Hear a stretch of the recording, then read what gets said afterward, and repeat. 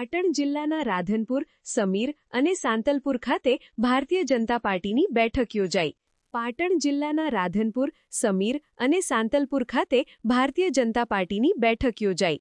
APMC market yard Radhanpur અને સમી ખાતે Bharatiya Janata party તાલુકા સંગઠન દ્વારા આયોજિત વિકસિત ભારત જી રામજી જનજાગરણ અભિયાન અંતર્ગત મંડળ કાર્યશાળામાં હાજરી આપી કાર્યકર્તાઓ સાથે સંવાદ કર્યો. રાધનપુર વિધાનસભાના ધારાસભ્ય લવિંગજી સોલંકી અને વારાહી માર્કેટયાર્ડના ચેરમેન ભેમાભાઈ ચૌધરી અને અન્ય કાર્યકર્તાઓની ઉપસ્થિતિની અંદર ભારતીય જનતા પાર્ટી દ્વારા વારાહી માર્કેટયાર્ડ, સમી માર્કેટયાર્ડ, રાધનપુર માર્કેટયાર્ડ ખાતે કાર્યક્રમ યોજાયો હતો.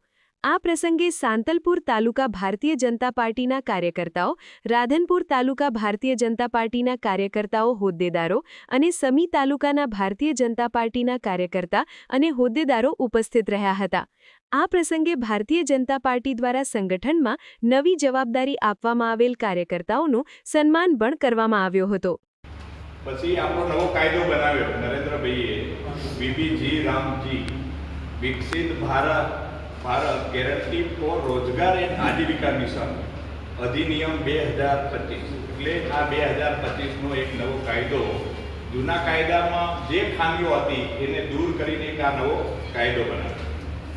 તો મનરેગાનો ઇતિહાસ એવો છે કે કોંગ્રેસના શાસન દરમિયાન અંદાજે 600 જેટલી સંસ્થાઓ આ યોજનાનો પુરસ્કારો અને ગાંધી પરિવારના નામે રાખવામાં આવ્યા.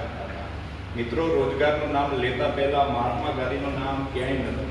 1980માં શ્રીમતી ઇન્દિરા ગાંધીએ બધી રોજગારી યોજનાઓ ભેગી કરી અને રાષ્ટ્રીય ગ્રામીણ રોજગાર યોજના ચાલુ કરી, જેની કોંગ્રેસના જ વડાપ્રધાન શ્રી રાજીવ ગાંધી 1989માં જવાહર રોજગાર યોજનાનું નામ આપ્યું. ત્યારબાદ સોનિયાજી અને શ્રી મનમોહનસિંહની સરકારે 2000માં એનું નામ નરેગા કર્યું.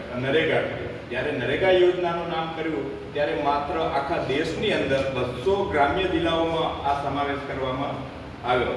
ત્યારબાદ ફરીથી 2005માં એનું નામ બદલી અને મનરેગાનું નામ કરવામાં આવ્યું. કોંગ્રેસની સરકારથી જવાહર નહેરુજીના નામ પણ ક્યાંય ગમ્યું નહીં. એટલે કોંગ્રેસના નેતા કોંગ્રેસના જ વડીલનું અપમાન કરી અને જે સરકાર ચાલતી હતી એ સરકાર ક્યારે જવાહરનું નામ એમને ના ગમ્યું અને એ નામ પણ બદલી નાખ્યું. વ્યવસ્થિત રીતે સમજણ આપી જે જી રામજી ની આખી વિસ્તૃત માહિતી આપી. આપણા વચ્ચે એવા આપણા જે સમી વિસ્તારનું ગૌરવ અને આખા જિલ્લાના પ્રમુખ છે બેન શ્રી હેતલબેન. અહીંયા ખૂબ જ હમણાં આપણાને આખા જિલ્લામાં અને આપણા વિસ્તારમાં વિધાનસભામાં સંયોજક તરીકે એમની નિમણૂક કરી છે. આપણા ભેમાભાઈ માર્કેટના ચેરમેન છે અને આપણા વિધાનસભાના સંયોજક છે. એમને પણ આપણે વાત કરી, બધીએ સમજણ આપી. સિંચાઈ સમિતિના ચેરમેન હમણાં આમ તો મંદિર ત્યાં ખાલી કોઈ કહ્યું તાલુકાના દિનેશભાઈ રાજપૂત સાહેબને આપણે બોલાયા છે. એમની પણ તાલીમ પાડો. આજે 16 રાધનપુર વિધાનસભામાં જે આપણા ગુજરાતના પનોતા પુત્ર અને વિશ્વ નેતા મોદી સાહેબે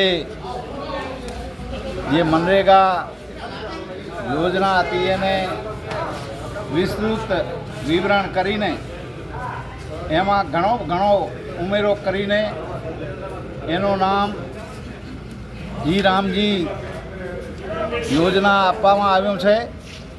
એની આજે મારા વિસ્તારમાં સાંતલપુરમાં, રાધનપુરમાં અને અહીંયા સમીમાં ત્રણેય તાલુકામાં એ વિસ્તૃત કાર્યશાળાનું આયોજન કરેલું. એમાંથી મોટી સંખ્યામાં અમારા ભારતીય જનતા પાર્ટીના કાર્યકર્તા હાજર રહ્યા અને લોકોને વિસ્તૃત એની એ સમજણ આપી કે આ મનરેગા યોજના હતી એ 100 દિવસની રોજગારી હતી.